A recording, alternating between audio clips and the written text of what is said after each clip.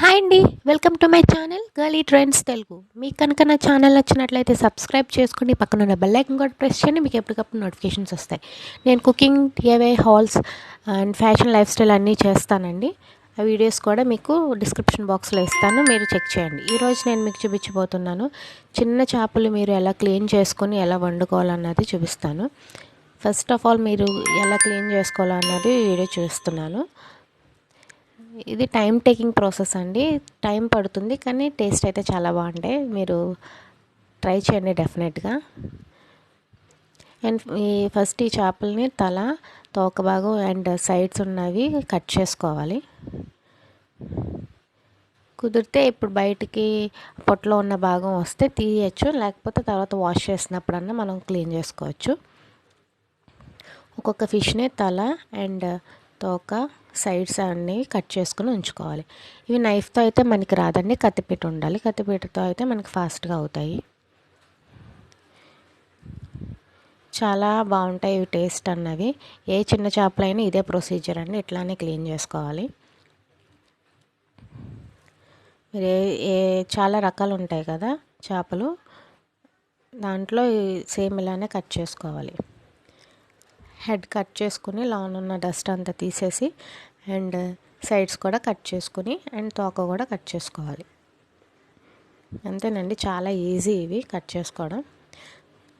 Cut చేసుకున్న ఇవి నేను ఒక బౌల్లో వేసుకున్నాను. అండ్ నెక్స్ట్ ఇవి క్లీన్ చేసుకోవాలి.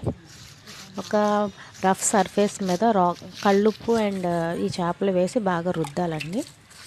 బౌల్లో కూడా మనం వేసుకుని రుద్దుకోవచ్చు. ఇలాగైతే మనకి ఆ సర్ఫేస్ రఫ్గా ఉంటుంది కదా, దానిపైన ఉన్న పొలుసు అంతా కూడా వచ్చేస్తుంది అట్లా రుద్దితే. ఫస్ట్ నార్మల్గా అన్నీ కలిపి బాగా రుద్దుకోవాలి. ఈ చేపలు కూడా గట్టిగా ఉంటేనే మనకి ఫ్రెష్గా ఉన్నట్టు లెక్క.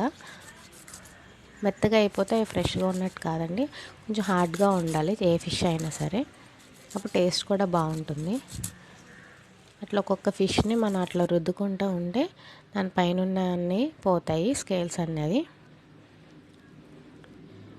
వాటర్ వేసుకుని బాగా క్లీన్ చేసుకోవాలి. అండ్ అలా 2-3 టైమ్స్ మనం క్లీన్ చేస్తూ ఉండాలి. తర్వాత ఒక్కొక్క ఫిష్ని కూడా మనం అలా క్లీన్ చేస్తూ ఉంటే వాటర్ పోసుకుంటూ ఆ పైన అన్నీ క్లీన్ అయిపోతుంది. నెక్స్ట్ ఒక్కొక్క చేపలను తీసుకుని పొట్టలో ఉన్న భాగం అంతా తీసేసుకోవాలి. బెలూన్లా ఉంటుంది, ఆ బెలూన్ అంతా తీసుకుని నీట్గా క్లీన్ చేసుకోవాలి. క్లీన్ చేసుకున్న తర్వాత ఒక బౌల్లో వేసుకుని మళ్ళీ అవి 2-3 టైమ్స్ మనం వాష్ చేసుకుంటే ఆ ఫిష్లో ఉన్న నీచు వాసన అంతా పోతుంది. పోయిన తర్వాత మనం కర్రీకి సిద్ధమైపోయినట్టే. ఇంకా మీరు కూడా ట్రై చేయండి, చాలా ఈజీ. ఇది క్లీన్ చేసుకోవడం చాలా పెద్ద పని అనుకుంటారు, చాలా ఈజీ.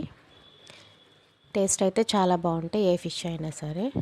నేను కర్రీ కూడా ఆల్రెడీ చేసి పెట్టాను, అది లింక్ డిస్క్రిప్షన్ బాక్స్లో ఇస్తాను, మీరు ఒకసారి చెక్ చేయండి. 2-3 టైమ్స్ వాష్ చేసుకున్న తర్వాత చూసారా, పైన పులుసు అంతా లేకుండా చాలా నీట్గా సిల్వర్ కలర్లో చాలా టేస్టీగా ఉన్న చేపలు ఉన్నాయి. అండ్ ఈ వీడియో నచ్చినట్టయితే లైక్ అండ్ షేర్ చేయండి. Thanks for watching.